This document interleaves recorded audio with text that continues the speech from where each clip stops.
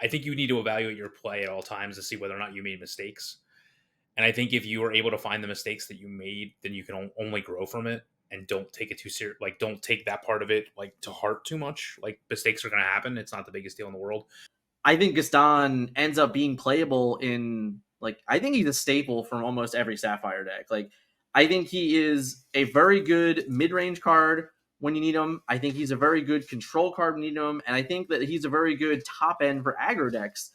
Then, like, Amethyst is still going to have the best core to get you to these answers, right? Like, so, like, if it's Emerald, great. If it's Sapphire, great. Like, whatever. It's just still, like, you're still going to use the Amethyst package more than likely to create consistency to either be the best location deck or be the best interaction for location decks. What it does allow you to do is like bounce back to your hand and replay it, or potentially if there is like a shift Ursula, get that out. Obviously, then the card goes way up in value. But the fact that it's inkable, the fact that it hits the problematic cards, grab your swords, be prepared, whole new world, specifically, even hits like Let It Go or like Let the Storm Rage on, things like that you're typically are a problem for Emerald decks, where I really like it. Welcome one, welcome all, back to the Forbidden Mountain. It is officially 2024, and we are live and in color. God is nice and bright with no sparkle this time, so clearly everything has changed. How are you doing this evening, sir? I'm good. That's good. That's good. So, really? It's like that? I don't even know what she's barking at, guys. Like, we got 3 seconds in, and she's already angry. All right, relax. It's okay. So, I have a dog at my feet. Obviously, she'll eventually end up here, probably. Couple weeks of holiday. No stream, no podcast in a few weeks. We haven't been together. Haven't seen each other either. So, not a whole lot to touch on, right? You know, like we ended the season hoping for an OP announcement. It was kind of hinted at today that we won't see it until the end of the year, or the end of the month. Don't requote myself there. Yeah. So because of that, we did get some cards today, which is fun, right? So we can start here, I guess, today, Scott. Sure. Some of the new cards we have. The dog is going crazy here, Scott. Why don't you take over for a minute while I take care of Bay for a second here?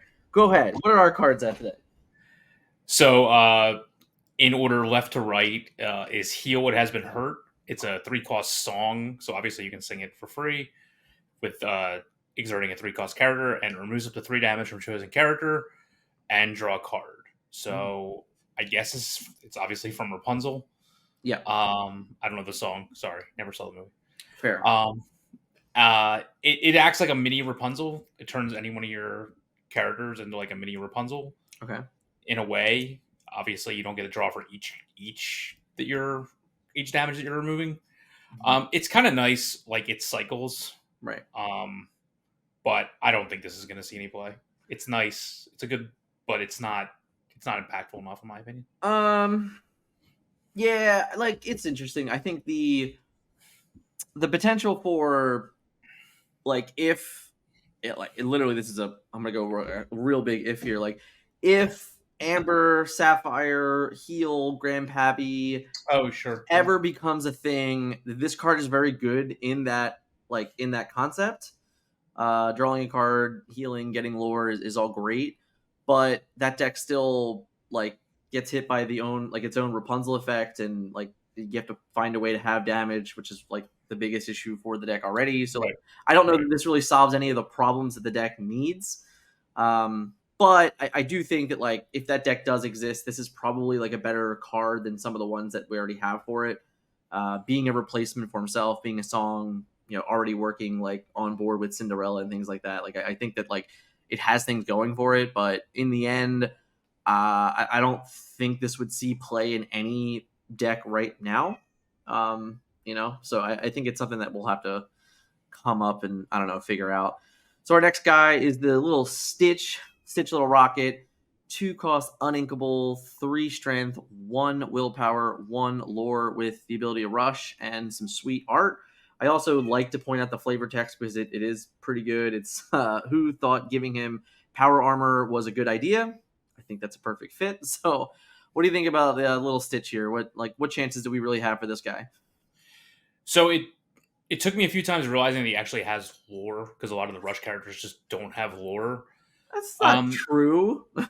I mean, a lot of the Ruby ones don't. I mean, the Queen does. Queen of Hearts, I guess. Yeah. Peter Pan does, right? Not the 3-2. He's reckless. I don't think he has a lore. No, I think he has a lore. Oh, okay. I'll confirm real quick, but I don't think it's that uncommon. Okay. Yeah, I guess you have to be reckless, I guess. Right. Reckless is what the ones that don't have lore. So they don't all have Rush and Reckless, I guess? Correct. They don't all have Rush and Reckless. Just the good ones? just mostly good ones. So I'm kind of undecided on this card. Like, I think it's pretty good. Like, in isolation, it's pretty good. Right. It does exactly what you want it to do. It hits the numbers that you want it to hit.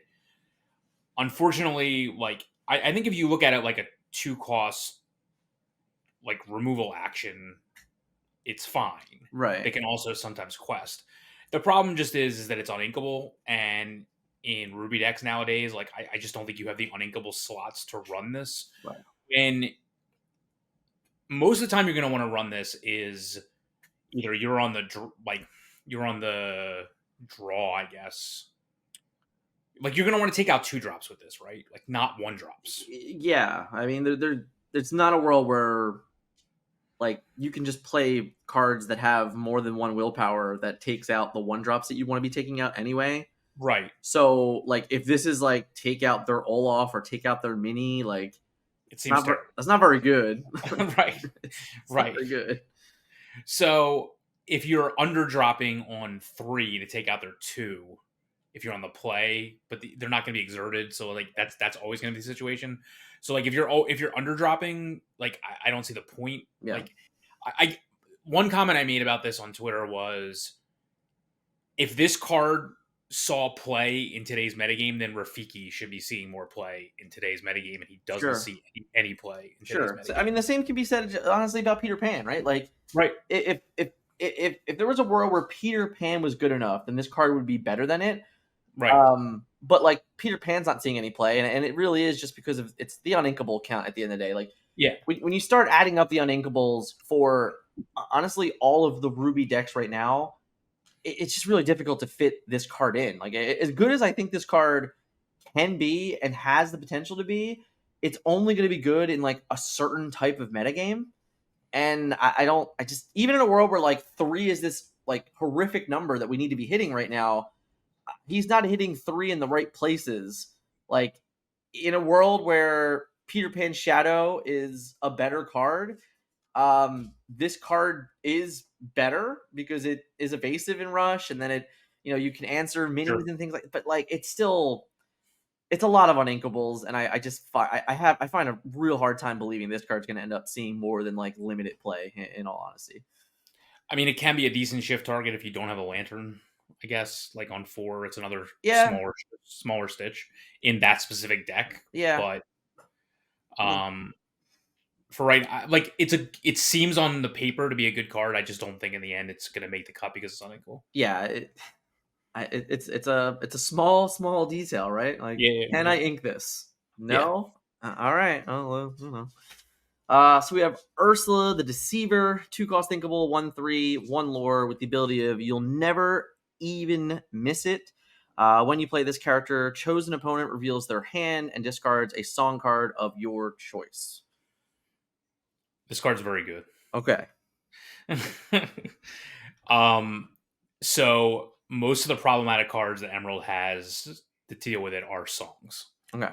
So especially, like, in I think probably the current only deck that Emerald's seeing play in, which is Emerald Steel Discard, for example. Just Emerald X Discard, I guess you could say, or even an aggro. I mean, Emerald Steel is, like, really the only deck that's being successful for Emerald right now. Yeah. Or Emerald X or whatever. Aggro or whatever. So, and I think this card deals with a lot of those problems. I think playing this card on turn 2 is probably most of the time going to be a mistake. However, what it does allow you to do is, like, bounce back to your hand and replay it, or potentially, if there is, like, a shift Ursula, get that out. Obviously, then the card goes way up in value. Yeah. But the fact that it's inkable, the fact that it hits the problematic cards. Grab your swords, be prepared, whole new world. Specifically, even hits like Let It Go or like Let the Storm Rage On. Things like that you're typically are a problem for Emerald decks, where I really like it. At worst, it's a little bit undervalued, like 2-drop versus 1-drop stats with being a 1/3 1 lore, but like the upside of this card is just too much for it being inkable. If it was uninkable, I think you can make an argument that like, I mean, if it was uninkable, I don't even think it's playable. I mean, I'm not even kidding. I don't think it's playable. If it's uninkable, you're not playing this card. the fact that it's inkable means I just think it's really good. So here's my counter, right? And you took a little bit of my counter, and that's fine. My real counter to this card is, what is it actually doing often enough? Like, the big problem that I've seen with Emerald, and this is the core to every single Emerald deck, there's a bunch of conditional cards that are either uninkable or understated, or even at worst, they're uninkable and understated, right? So there's so many of these things that these cards just continuously miss on. And this is another one of those cards where it's like, yes, it's inkable, it costs 2, it removes a problem conditionally, but it's not a threat. It's not solving the actual problem of the actual ink, which is just finding a way to even win and close out games. And it's a continuous traction across every single Emerald card. Like, is there an Emerald card in the game that is like truly a game-winning card? Like, what is the ink really relying on at all to win the game? Like, Ursula, Elsa, Tinkerbell, Lady Tremaine. I mean, like, Mufasa now. Like, all of these inks have these clear-cut winners. This is just adding another layer to a card that's a conditional removal that still doesn't solve the problem. So even if this card is good and this card sees play across the board, Emerald still needs help. This is not the saving grace for Emerald players. Like, it still needs more. So while I think it's exciting, and I still have to say that, like, most decks only play 8 songs. Like, majority of decks only play 8 songs. There are conditional decks in the meta that play more than that, but the average deck plays 8 or less songs. So in most cases, it probably ends up being an ink, in all honesty. And if you want to play it in a premier spot, you have to undercut your cost to play it effectively. So I don't know. We'll see. It does something that Emerald needs, but it still needs more. That's kind of where I'm at with it. So, okay. Shout out to chat. A couple of you guys, hanging out. By the way, if you say anything inappropriate, you're going to get banned from the channel. I don't even need to repeat that. Like, it's kind of just what it is, guys. Be respectful. We're all here to enjoy our time. I wish there was a tournament where you can only use 5 colors. No, that's not fun. Let's just ban the problem cards and we will move on. We're going to get into some interesting things. I said in Discord that I think I'm going to start 2024 like I ended in 2023, but in a completely different matter, guys. I promise. We had some good questions. What? I thought that meant you were sick. No, that sucked though. That's why we didn't have a podcast last week, because I was sick and it was awful. But we did get some really interesting questions this week, and shout out to everyone in Discord that drops in the questions. If you're not in the Discord, get in the Discord. If you want a link, I'll share it, of course. But I got some good ones this week, right? So we have our good friend Martin Karp. I was listening to Podcana, and someone had mentioned that on Pixelborn, the win rate is above 60% to whoever goes first, whether it's intentional or not. How would you suggest fixing the game to make it more balanced for those going second? The Podcana gang had mentioned maybe player 2 gets 1 or 2 lore. I think it's a neat idea, but I would like to hear from everyone's thoughts. So I think that's a terrible idea. I don't think you can just be like, oh, I went second, so I get a lore. No, right. That's just not it. I think there's plenty of cards in the game that already do this. I think, Baby Tremaine is a great example of this. I think all the characters with Rush are great examples of this. Like, characters like Rafiki, in all honesty, in set 1 were so good at doing this. The problem is in set 2, we've kind of gotten away with it. And it's kind of really difficult to play it. And like, some of those things aren't happening. But I will admit that there are more cards that are better on the play right now. Like Mini Surfer on the play is uncontested. Arthur on the play can be uncontested. Steel being able to like play a whole new world uncontested. Like there's a lot of things that like when going first is just really oppressive. I think Prince John I can even put in this example. Fishbone Quill, like there's a ton of cards that all like get put into this aspect of like when I'm on the play and when I have my best hands, it's very hard to lose. So Sure. I do think it's safe to say that going first is beneficial, right? Like let's say this: like, is there any deck in the game that really wants to go second? I don't think you would choose to go second, but I've gone second plenty of times and still won. Sure, So. that's not really part of the argument, right? Like I'm not saying that you can't win going on the draw because that's hodgepodge. But there's definitely not a real benefit to going second in any way. And like I guess like quote, the benefit's supposed to be like, oh, I draw the extra card. In this game, I think because of like the race aspect of it, it's really easy to say that like on the play, the strategy on the play is far superior than the strategy on the draw. In a lot of cases, like even if like anyone watching the event this weekend, a card that came up a bunch was Fidget, and like Fidget was supposed to be like this counter to turn 3 Minnie Mouse, which is great because like it does do all those things. But if your opponent just has a Teeth ambitions and just saves it, is able to get rid of your Fidget and then kind of leave you like with nothing, and they still have a card in play, like they have all the priority. Like they control the entire tempo. And right now there isn't enough cards, to really steal tempo back very fairly. I think very early on, Lady Tremaine was in a world where like players just weren't respecting her enough, and they weren't going to the aspect of like, I'm going to save my Olafs and save my Minnie Mouses to play later on to protect my more important characters. But once you got to that part, that's just a whole other level of gaming, right? You're like, oh, well, I'm going to play Ursula plus Snowman and go. And now you're like, well, now my Tremaine's not even good enough. I got to get rid of this Olaf some other way. Like, so I think it has definitely proven to be more and more difficult.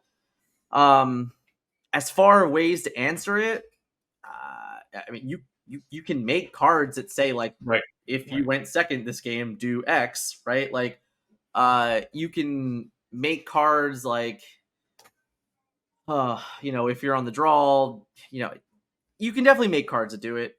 Mm-hmm. I'm not in a position to say that like we need them yet. In all honesty, I think that I've won enough games on the draw to like not say that because I was on the draw, like I just automatically lose. So sometimes I think perfect hands in this game are just perfect. In all honesty, that's my real comfortable like thought process is that some decks have just unbeatable hands, and that's just kind of the way it goes. Unfortunately, right now with the low card pool we have, there isn't enough fair answers to everything to consistently be able to do it all the time on the draw. Like I said, like the plan on the play is just so much easier than the plan on the draw. I think if they were more powerful, this makes sense. Yeah. Mid-range on inkables, Right. It would also be beneficial to be on the draw. Because you would just run out of ink if you couldn't Right, get so to you want to draw the card. Right. Sure. So I actually think like if there were reasons to be like and obviously there's good on inkables throughout the curve, but Yeah. like if they're too cheap, then you can just play them regardless. Right. But if they cost like 4, 5, and 6, as opposed to all the way at the end where it costs like 7 or more, or 6 or more at times, I actually think if there were more like very impactful 4 and 5 costs on inkables, some of this would be mitigated as well. Yeah, like we saw some tech this weekend from like Peter Pan Shadow, and that's the kind of card that I think has the ability to make that claim. In a world where like I can have a Fox in play and then play Pan Shadow on 4, and then all of a sudden my Fox can like just take out the Minnie Mouses and things like that. Like I think that that's like a world that you can get behind it, but that card is still just under the true power creep that I think it needs to be. If it was a 3/3, like if it was just like a flat out better Jetsam, then like I think that like you'd be closer to it. But at the 2/3 stat line, it's kind of just there. Like it's like, yeah, it's good, but it's an uninkable and it's an understated and it only has one lore and So Yeah. I think it would be really, really difficult. But in the end, there are ways out of it, and I think it comes down to like honestly, like it if it really ever became truly problematic, like just having a card that says if you win second this game, this character gains rush. Yeah. Like it could be that simple, and I Mhm. think that's good enough. Yeah, I agree. Some games had that. I don't remember what. I know I used to play that. Yeah, I think it was in WoW. I think that's kind of where I'm pulling that Yeah, from, I think but so. I might be wrong. I know that I've definitely played games with the ability. Okay, so Whoa. big text box. Let's move us over here. With the official tournament structure announcement incoming, what are your picks for rules that would like clarified right out the gate for tournaments? I know everyone has an argument for sideboard, yes or no, but I'm not looking for your opinion on the top things you think that may not have thought too deeply about. For example, altered cards painted on custom extended arts. Do they have an easy out since they are working with Disney and the art has been approved to be certain stand? So they can say no. I'm fine with sign cards personally. I'm not allowing custom art. Custom alt cards might help TOs have from having uncomfortable conversations down the road. So I guess like what this is really saying is like the nitty gritty stuff. Like so, we've seen a lot of stuff on Facebook for sure about like painted cards and things like that. Some of it taking away text boxes, some of it leaving text boxes. I guess like I don't know. Like I'm trying to think of like other niche things that come up. Like obviously like sleeves with art also, right? Like they come up a bunch because like you can shuffle in the wrong direction. So if you shuffle in the wrong direction, then like it looks like it's marked Mark. cards in a Yeah. way. Um As long as the alters don't feel any differently, they're usually fine. Right. I mean, in a world where enchanteds like they don't feel different if they're double sleeves, but I think if they're in regular sleeves, they can feel a little bit thicker. There's that thing, but like once you double sleeve anything, I think it takes a lot of that stuff away and really mellows it all out. Um I don't know. I think it's a really difficult question to answer in all honesty. I think it's like one of those where there's a million little things that are most of the time just up to tournament organizers. And like, yeah, Ravensburger can get in front of it. I think for what it's worth, like the alt arts and things like that, like because it's a Disney product, I actually see them getting in front of that and saying no, because it's like RIP. We don't want it ever on camera looking a way that it's not supposed to look. So Sure. if it's ever anything streamed, so I can see a lot of that going on in all honesty, just because of like I don't know the way that it looks. Sure. Um, I can't really think of any like random little niche things in all honesty. When I was reading this question earlier as I was making this, I'm just like I don't even know. Like there's so many questions that just come up the day of. Um, that it is what it is. Like I think there's plenty of rulings that I would love to just like get a rules doc on that I can search and just be like, Yeah. here it all is. I know the app is doing a better and better job of that. I consistently forget the app actually has rulings on it. But I would definitely love something on like the official Ravensburger or official Disney Lorcana website that just is like just a FAQ for every rule ever that I can go in, hit the search bar, search for a character, find. I would love that more than anything. I think that would be the best ideal thing for all involved. Yep. Okay. I think this was like a follow up question. With OP on the horizon, it would be cool to hear your thoughts on pre-prep, what you expect the day of, needs of extra sleeves, things people might not think about. Any random stuff that like you over plan for tournaments? I mean, I always get a lot of sleep, and then I don't. I try to fill out my deck list the night before. Yeah. I always eat breakfast.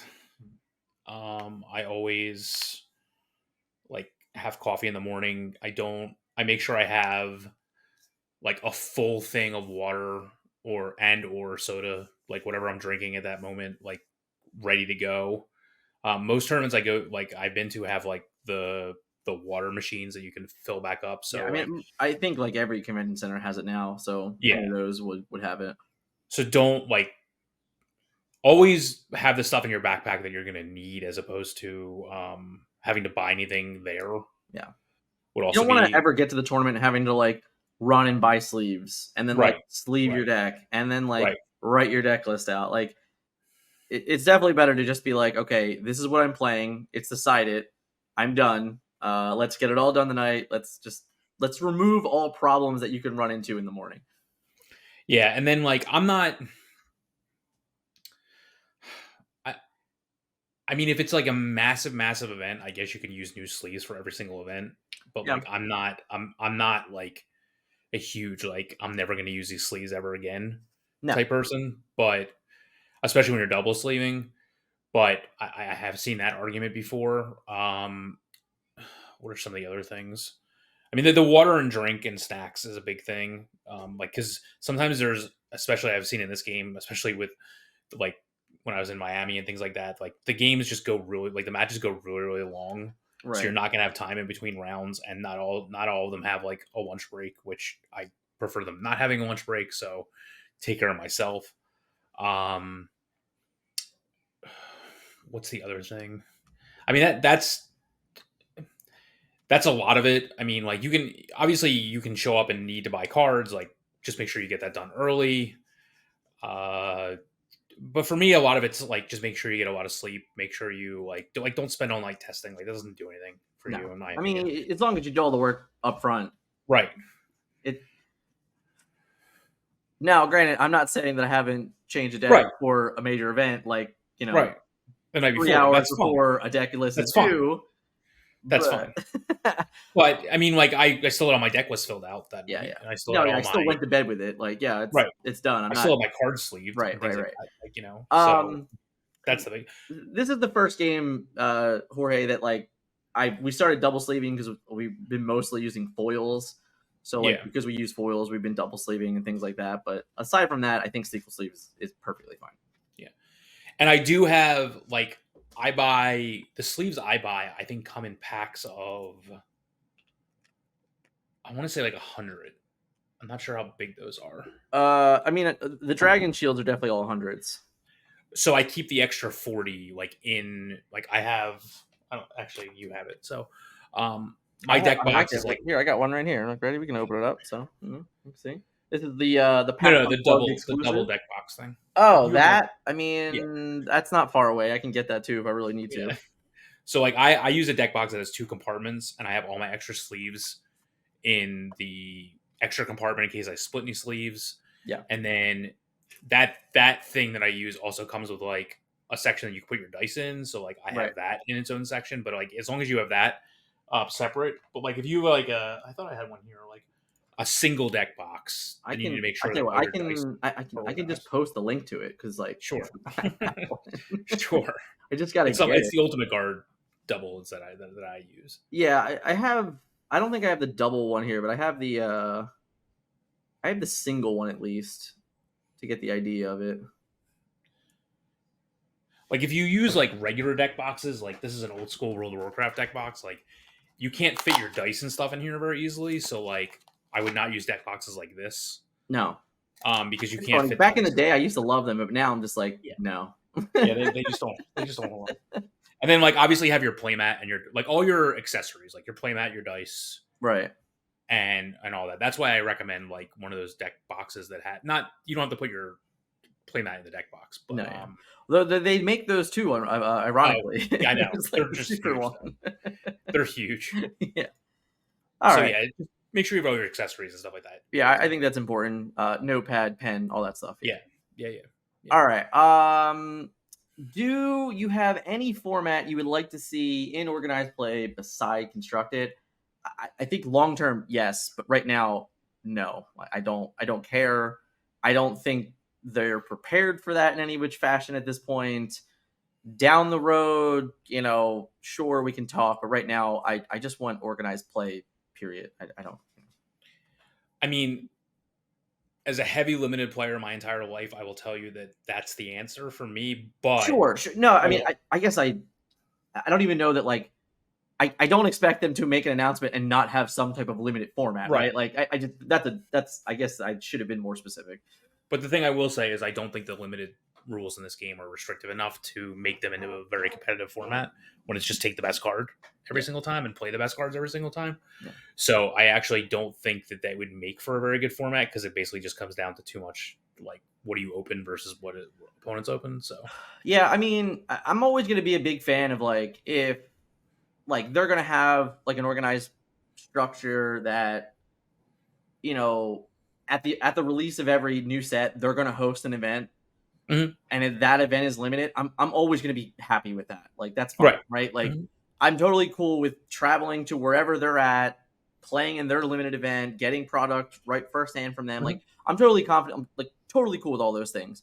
And for what it's worth, I don't think if you go to a weekly league play and you can convince like once a month, like, hey, let's do a draft or let's do a sealed to support the store, buy their product and like play a different format, I think that's cool too.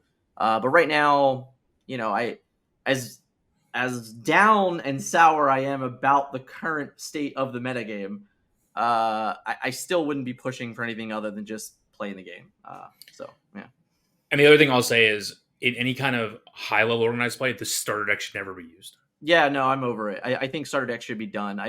I don't think that like, you know, PAX Unplugged and Gen Con were proof enough that like the starter decks are not a good format.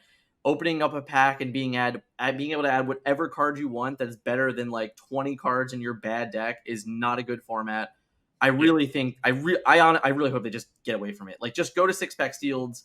I would much rather that be the format than let me flip a coin and if I got the good starter deck, I get to go 3-0. I don't. It's not a good format. Agreed.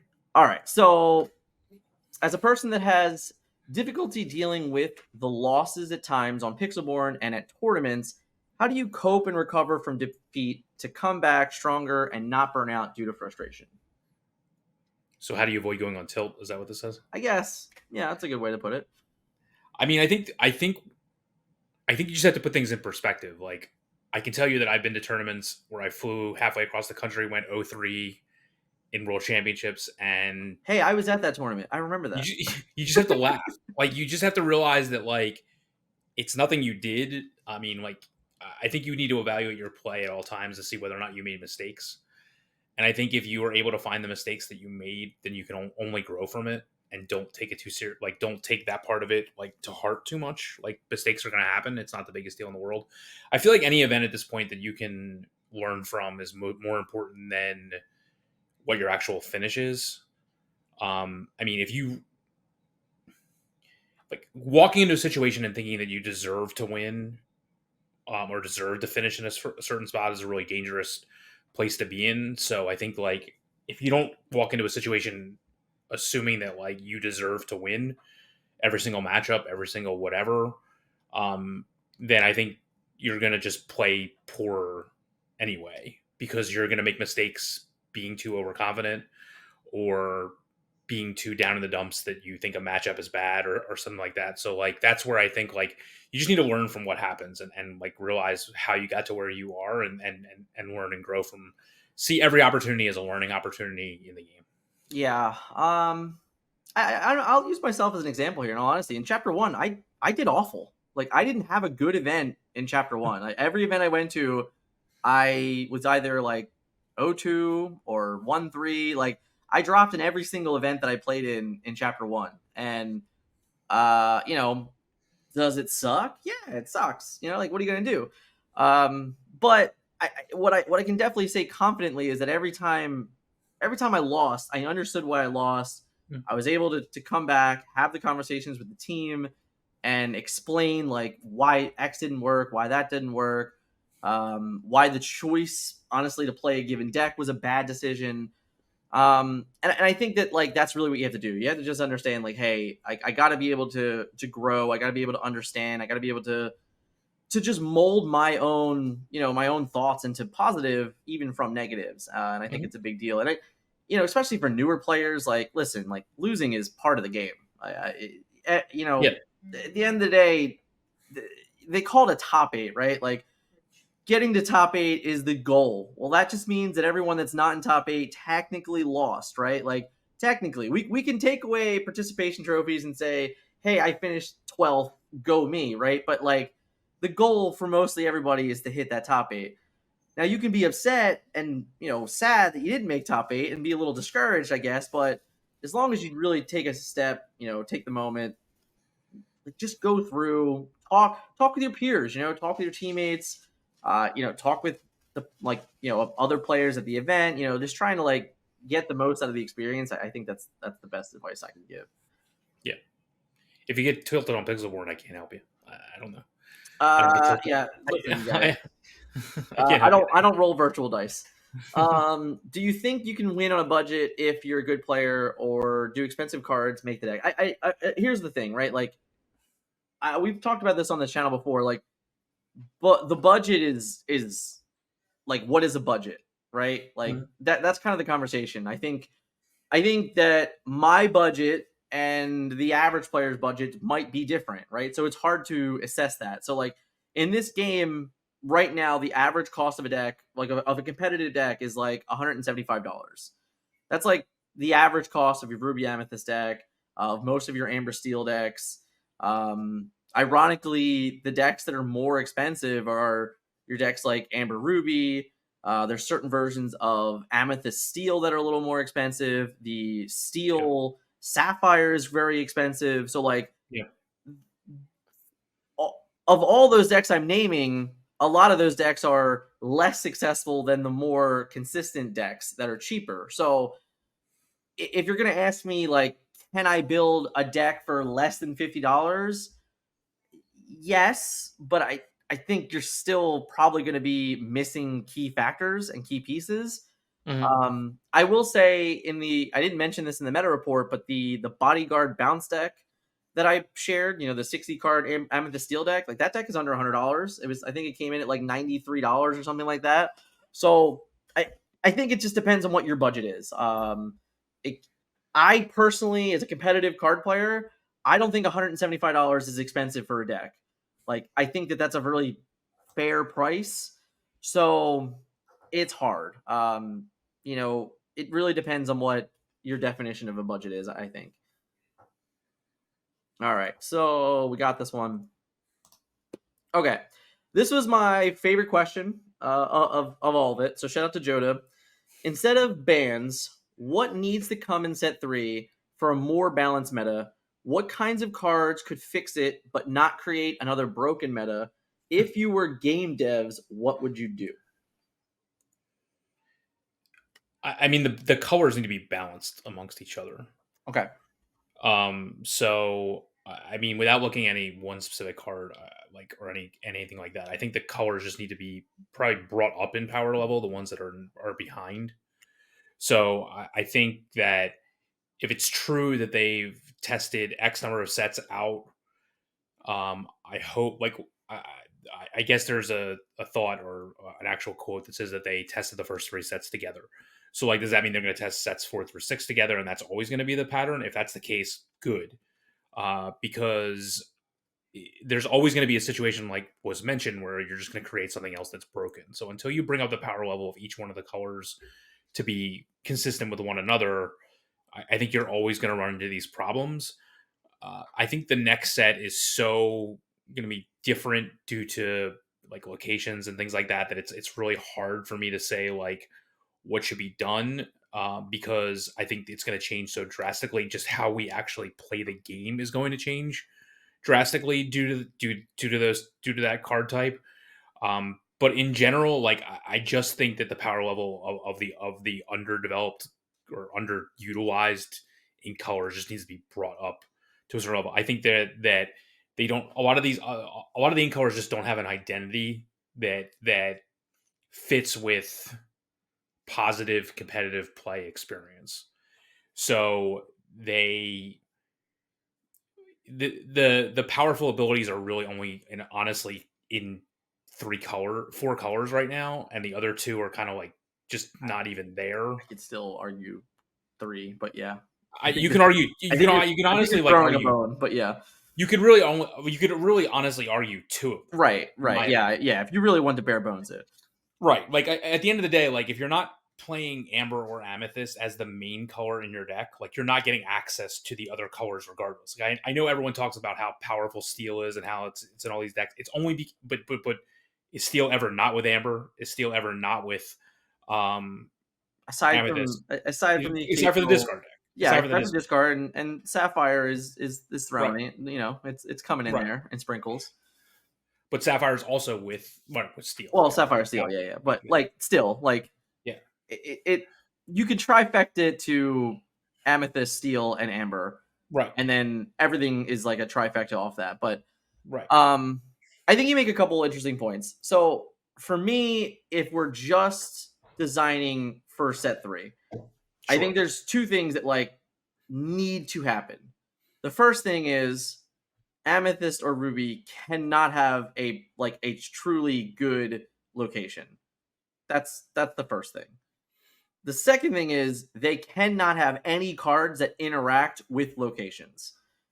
So like if locations are going to come in and they are going to be like this big new aspect of the game, then I would really prefer 2 inks that are not Ruby or Amethyst be having like the best locations and the more influential characters around locations, and then the other 2 inks have the removal for locations. Because then you put yourself in a position where Ruby already has rush characters, right? They already have Maui, you know, they have other options, they have other choices. So like because of Maui can get rid of probably, you know, most of your locations anyway, if that's really what push comes to shove.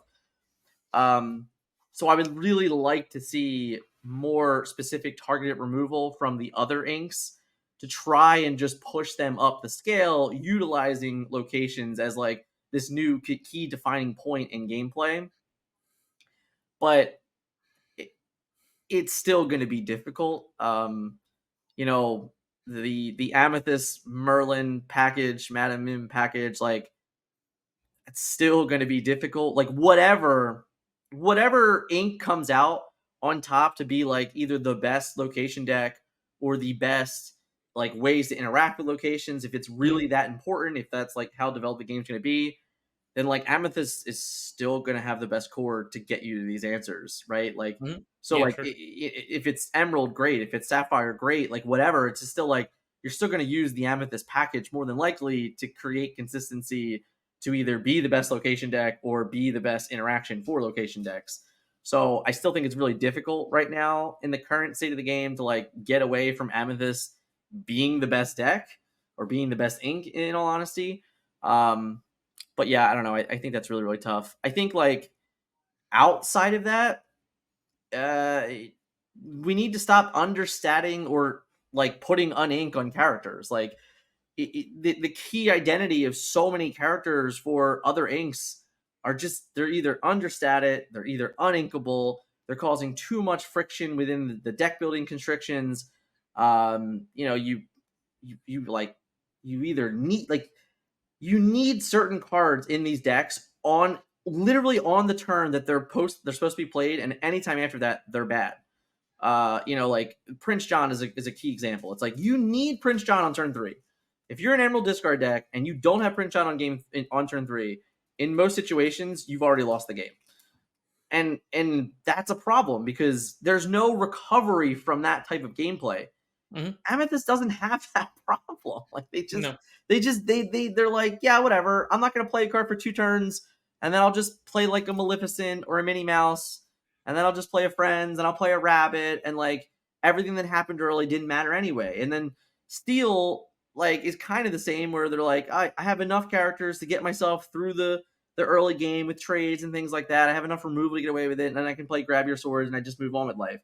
Like Emerald can't do that. Sapphire can't do that. Like they need to see Fishbone Quill. They need to see Prince John. They need to see like Detective Mickey from Chapter 1. Like these decks are. It is required for the success of the deck to have a certain key aspect of play. Where Amethyst, Amber, and Steel and like they just don't need those things. And I think that that's like a key factor.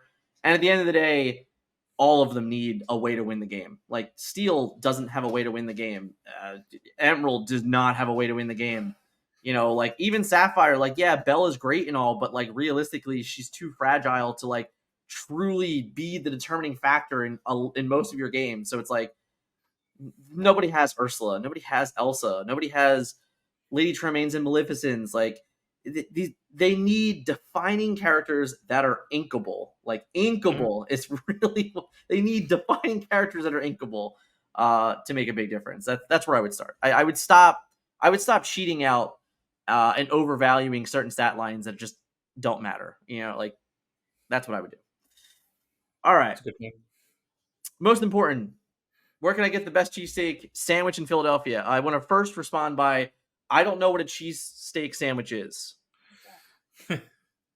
So I don't know where you can get the best cheesesteak sandwich. I have no idea. But Scott, where can you get the best cheesesteak in Philadelphia? What's your opinion on this?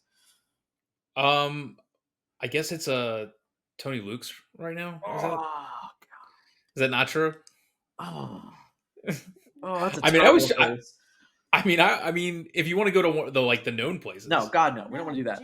All the way. For me, it's either Steve's or Jim's. That's where I would go. Certainly not Steve's Princess Steaks. I'll take it's clearly we're not going to agree here, but I can promise you it's not Tony Luke's.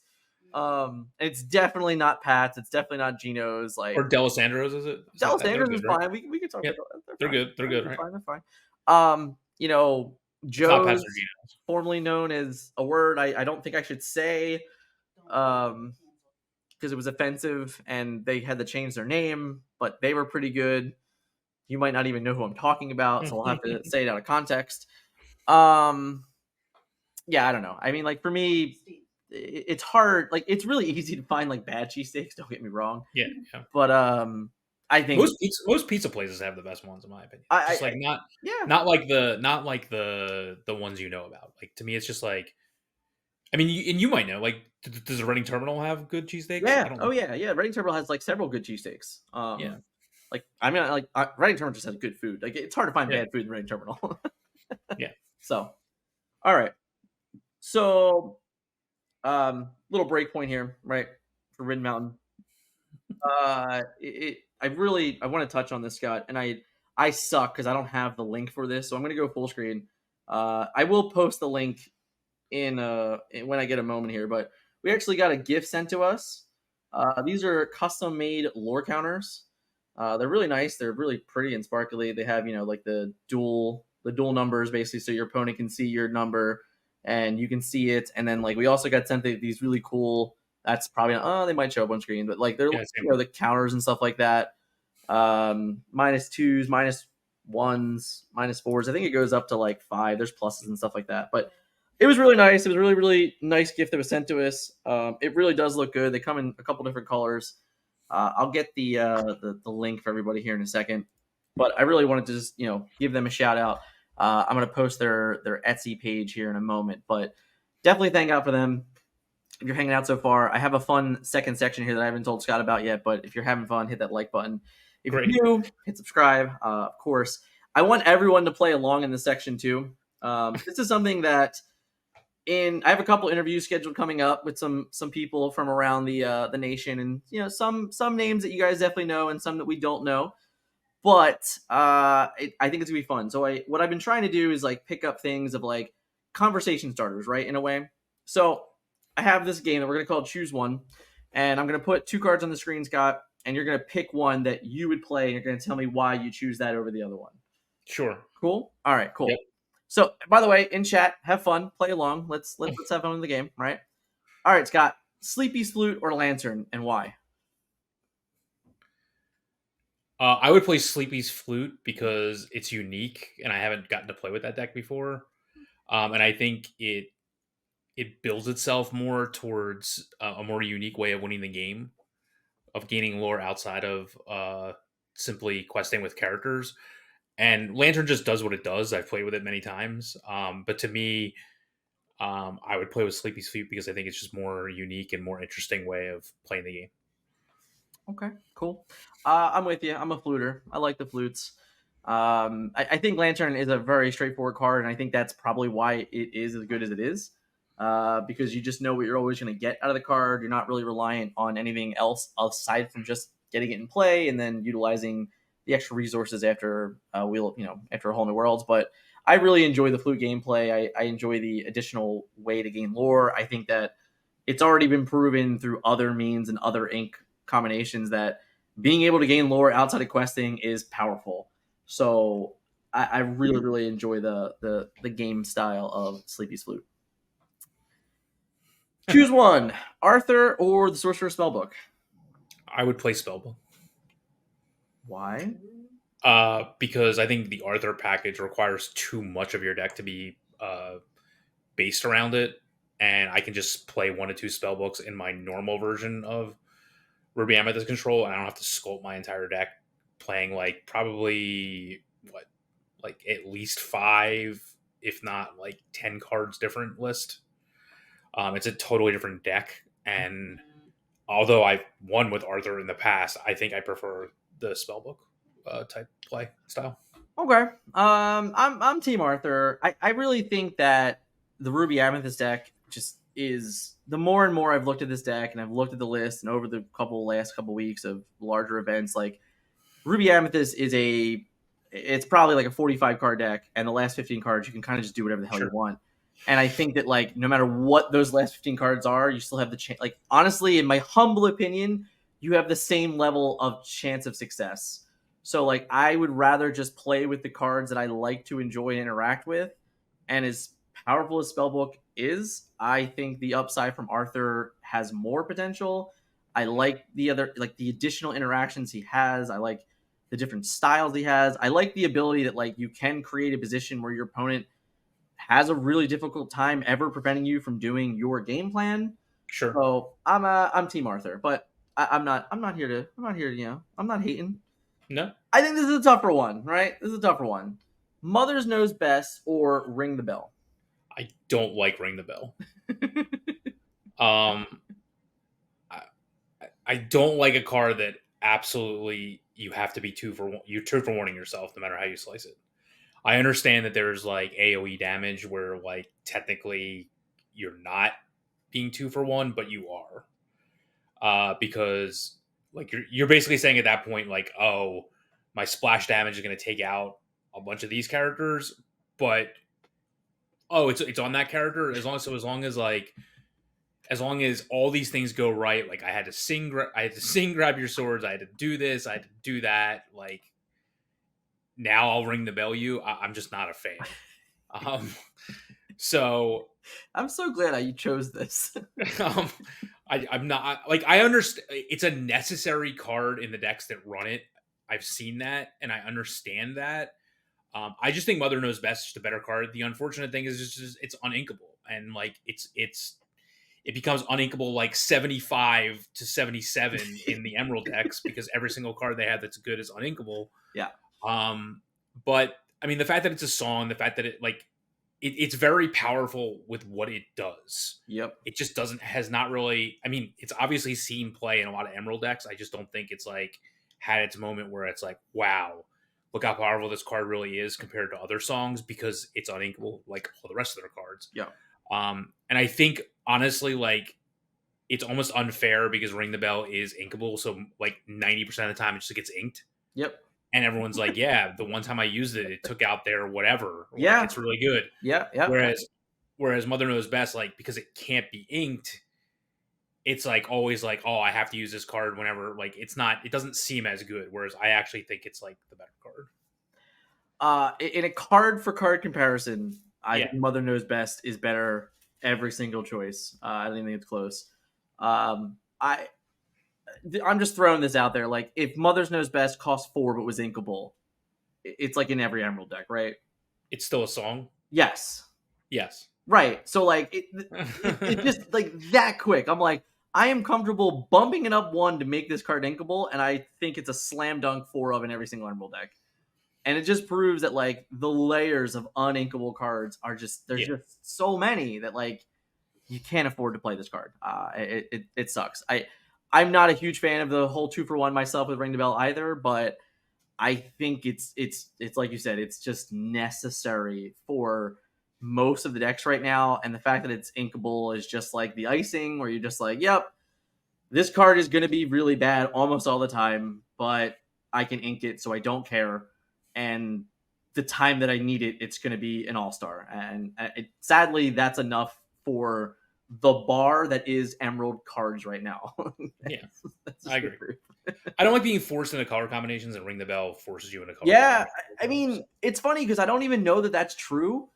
Just because like all of your guys can't kill anything. Like you just right. You can't win any challenge ever. Whenever Right. you're on the play, you're forcing your opponent to interact with you by challenging. So like they always have a guy left with damage on. It's just like it's never gonna. It's very likely gonna trade up, right? Like it's always gonna trade on curve or below because of like the atmosphere of the game. But it's like it's still just better in the current setting because it's inkable. Agreed. All right, I think this one's a little more fair. Choose one: the most diabolical scheme or Dragonfire. I want most Diabolical scheme to be better than it is, but it has proven to not be as good as it can be. I don't think either of these are very good anymore, but I guess I'll say Dragonfire because I've played with it and it's just the best thing. It just does what it needs to do. Sure.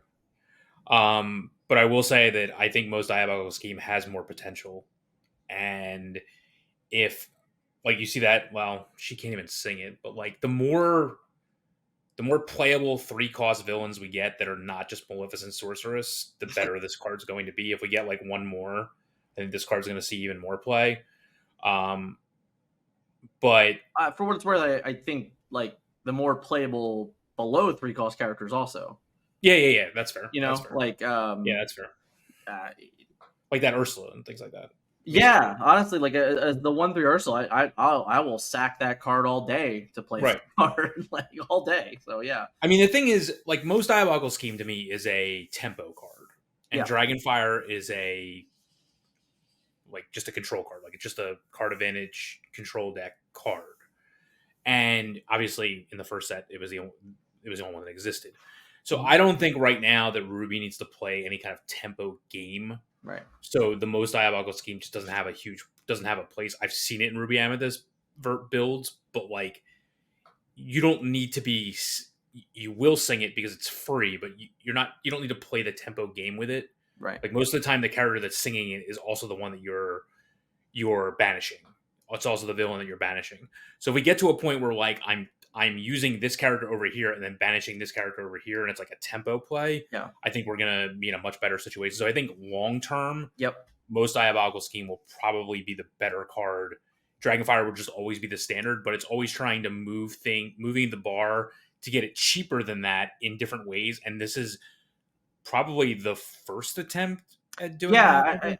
I really, when I was putting this together, this was like I thought the closest comparison to honesty, because like the bar is Dragonfire, like that's the bar. So it's like how close can I get to it? You know, like and I definitely think this is, you know, the requirement of needing the villain to banish your own self. I think like let's say if it said reveal a villain from your hand, you know, like it's not banish your own villain, like that's a better card, right? Like there's no doubt about that. But yeah, I think I think long term the song will very likely end up being more playable because we'll just have more fodder for villains anyway. Like I don't know. I think it's interesting. I thought it was a really good thing. I think right now I'd have to slam dunk take Dragonfire most of the time. It just, you know what you're going to get. You don't have any additional requirements. You know, it is what it is. Yeah. Cogworth, Grandfather Clock, or Gaston, Intellectual Powerhouse. This is tough. I thought Cogworth was really going to define the meta, and he really hasn't. Yeah. And man, this is tough. I think Gaston might be the better card on right now, unfortunately. But I do think long-term Cogsworth may be the better card. But I think right now, you just can't argue with the card selection, card advantage. that Gaston gives you. Gaston I'll be honest, like there's not a good shift target for Gaston right now. So like in my argument, this card can still get better. Oh, that's true. Yeah, I mean I've never seen it shifted, so it can still get better. That's very true.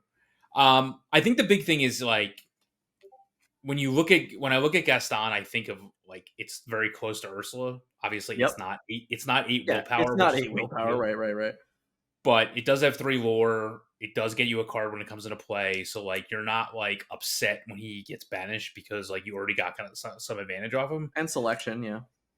And the problem with Cogsworth, it's very difficult to quest with him. Yeah. Like as soon as he quests, Maui's just gonna eat him. Yeah. Like 9 times out of 10. So like it's very difficult to quest with him. Whereas like Gaston, you don't even care most of the time because like, and I think that's where where it's really turned with me with that card is like as soon as I get my 3 lore, I drew my card, I'm good to go. I got enough value out of him. Like I can't expect to quest them twice or else I'm like light years ahead. But for a card that replaces itself with 3 lore, like you said, has the potential in the future to be shifted onto other Gastons, I think it's probably the better card because it just is more use throughout the game. Yeah, I think resist. I think we flat out, like we're listen. We can get big here for a second. Like I'm always cool with being wrong, right? Like I'm always wrong. I'm totally comfortable with it. So it's something like that where resist. We just overvalued it. In all honesty, like it looked like it was going to be more important, and it's not. Like it's a slight annoyance, but realistically, it's proving to not matter enough. So I don't know. I think it's really tough. I think Cogworth is a really, really good card. Don't take it for that face value, but I think Gaston ends up being playable in I think he's a staple from almost every Sapphire deck. Like I think he is a very good mid-range card when you need him. I think he's a very good control card when you need him. And I think that he's a very good top end for aggro decks, even if you need him. Like coming into play, replacing himself, having 3 lore, saying even 4 willpowers, it's a nice thing to also add there. Like if this was like a 3/3 or something like that, I think it's significantly worse. But having that 4 willpower also adds another thing. I'm on Team Gaston for that one. All right. Last but not least, Hercules Divine Hero or Cinderella Stouthearted. I can't say I've ever had Hercules in play ever. I know friends of ours said that he was good this weekend when they were playing him. Yeah. But I can't fathom where Hercules is ever playable. Playable? You don't think he's playable? I think you're misjudging that. I think he's playable. I mean, but what do you? I don't know. You're basically getting up to 5, where Cinderella's getting up to 7. So, like, Maui's always going to take out Hercules. It's not going to take out Cinderella. Sure. So, I think that's a big deal. Hercules just doesn't do anything. You have the two cost Hercules, and then you turn into this one. Like, okay, I get it. Like, don't get me wrong. Mm-hmm. But like Cinderella to me can just do so much more. I know. She's not as good as I thought she was going to be, but she still is very good. I mean, at worst, she just quests for more. She shifts onto a much better card in 1-drop Cinderella. Okay.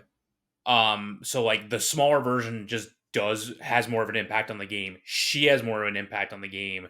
She's not just a straight, like, I'm an upgrade to the card that was in play before. Like, she actually changes the aspects of the game. And even though you may not use her ability all that often, you can. Mm-hmm. And so, I just think she's a much better card. Even though I will go on record and say I think both of these are overrated. Yeah, sure. But I think she's a much better card. I think, in all honesty, the Shift 4 is the most notable effect for Hercules. It's not as common, and some of the better cards in the game are also Shift 4, which is notable. And I think that is like the real key factor for why this card is more playable. Like, yeah, the 2/3 Hercules isn't like great, right? Like, he's not like this go home, but He also doesn't get removed by Let the Storm Rage On. He doesn't get removed by Teeth and Ambitions. Like he's more sturdy and more reliant to get the shift when you need it. Sure. But I do think that like this card, I think if there is ever a flat out 100% playable in every steel deck or whatever color deck it's in Hercules, that this card becomes instantly better. Right now, because of like the other cards that you're playing, because as a 6-cost character, I don't think like if we take away shift out of it, I think Cinderella is a better card. But if we keep the shift modifier in there, then you have to go to what are my shift targets, what are the other cards I have to play, and I think that becomes a little more difficult. But I think it's a shift 4 6-strength card that does relatively have 5 willpower. It's like it can be active like as a pseudo Maui in a way in steel. That's fair. It's hard to find. So I think it has a lot of playability. I'm also just gonna homer all the way home and say that I would choose it over Cinderella because I'm already on that horse anyway. But yeah, I think that like it's been interesting to see this card see success over the last few weeks. In different variations of decks. In all honesty, it's coming up here and there. In all honesty, it's coming up. Honestly, I know I said honestly like 100 times there. It's coming up the same amount of times as Cinderella is. So I don't know. I guess is Hercules like 80 cents and Cinderella's like $12? Like, is that playing? Is that an effect? Is this the budget Cinderella? Rare versus super rare. It's not fair. Yeah. That was fun. I think it could be done obviously way in more different ways, but less than just the same ink colors. There's definitely card by card comparisons, but I think it's been fun. It was I did a trial run with Scott here for my other interviews. I was not prepared. He was not prepared. I was not warned ahead of time. No, not at all. That's the whole point, right? I gotta get the real aspect. I mean, we gotta know, is Ring the Bell or Mother Know Best more playable? All right, that's right. The hard questions, man. You could have put a Ring the Bell against a bunch of different things, and I would have chosen the other things. That's totally fair. Yeah, I mean, I don't know. Is Ring the Bell better than Stampede? No, Ring the Bell is better. Yeah, Inkable. Yep. Yeah, there's a lot of bad Emerald cards I can compare it to, so very fair. Like the 2-cost Emerald Queen, right? Like I don't think that card's that bad. Does damage to a damaged character, right? I like that. Come on. I like that card on the surface. Come on, stop it. Has 2 lore. Is it 2 lore? Yep. All right, a little better. I don't know. Who knows? I hope everyone was able to enjoy the game. I saw a lot of responses in chat, which is cool. I think it's a fun conversation. Scott, anything else on the agenda for tonight? Should we talk about Hartford? Sure. Let's talk about Hartford. I can actually, you know what? Before I forgot to do this a few weeks ago, guys. Let me share my screen here.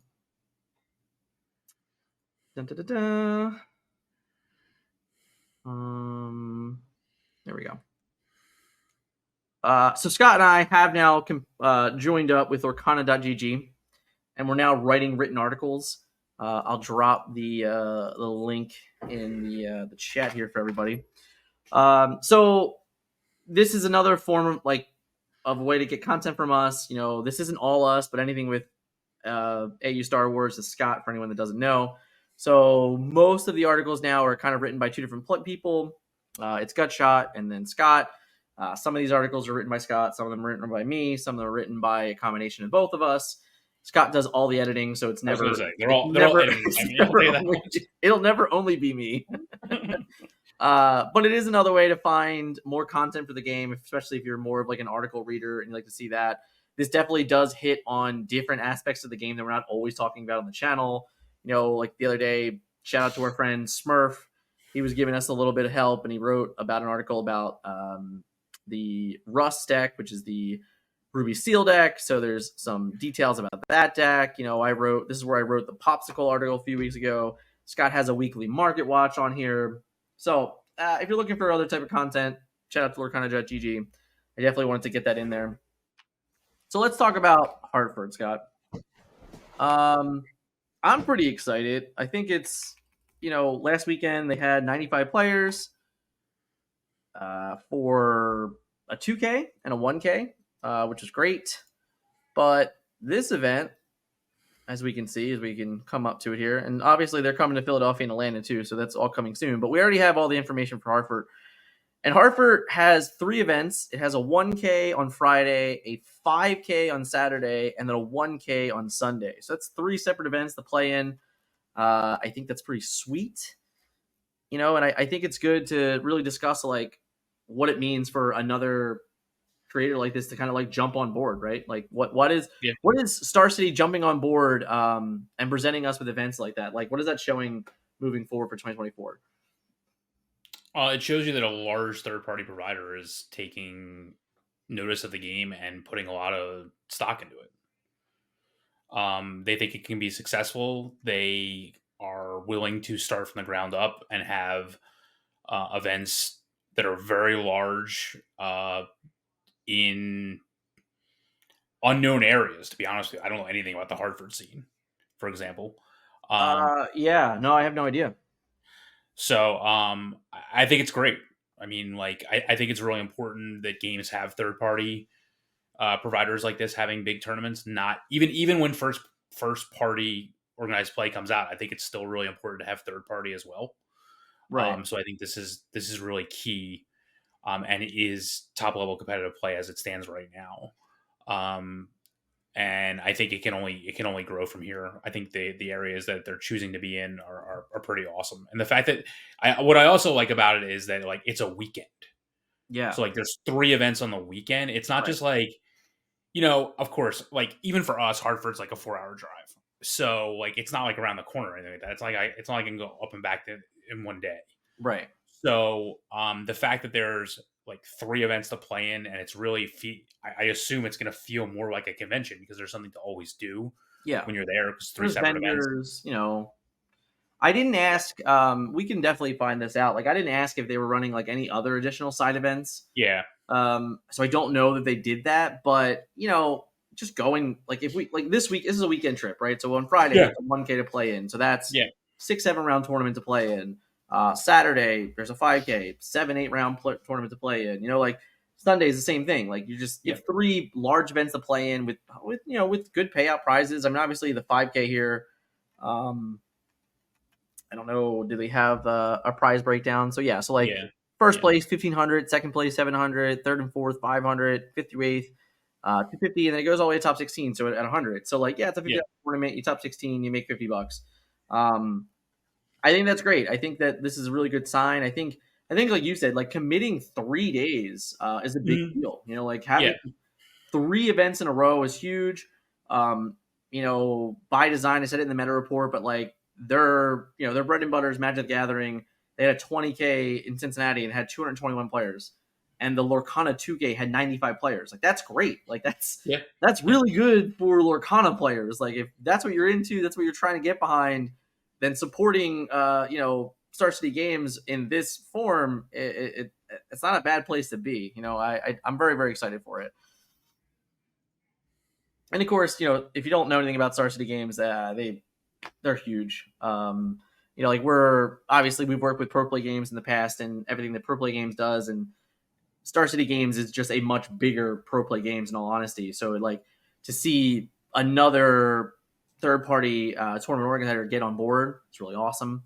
I assume we're going to see more, to be honest. And of course, at the end of the month, we're getting an official tournament organized play announcement, and that'll be great because that'll just be more things to go to and more things. But like for me, I think like the Star City stuff, the Pro Play Game stuff, like I don't know that like I'm flying to any of these events, right? But if you're in a driving range and you can you can take a 4 hours is pretty far for us. Like Atlanta's a better option. Like Atlanta's like 8 hours. 8 hours. Cincinnati was like 7.5 hours. So like that's probably like on the cusp of like too far realistically for like Cincinnati for a 2K, like 8 hours for drive for a 2K. That's really not like the EV is not there for majority of players in all honesty, but like for a 5K, I think that's a little more reasonable, especially when it's a 5K paired with 2 other events. So you get like multiple shots at like making your money back on your trip. I think that's important. I don't know. We'll have to see, right? But I don't know. I think it's cool. I think it's great that we're seeing more and more stuff like that. I think it's great that it was successful this weekend. Shout out to everyone in the Cincinnati area that went out and played in those tournaments for sure. But Scott, with that, I think we're coming to a close. It was very, very fun catching up with you and catching up with chat today, being on live. Lots to come. A lot of fun stuff. If you guys are looking for anything in specific, obviously always hit us up in the comments. Hit us up in Discord. If you're looking to get your question answered, you got to get in the Discord. Ask those questions. We answer, I think, like 99% of them. There was one question in Discord that was asked about a card that has not been spoiled yet. That's why we didn't answer it, guys, because it hasn't been spoiled yet. But nothing against you, nothing against your question. But when that card is spoiled, we'll talk about it. Yep. Thanks again, guys.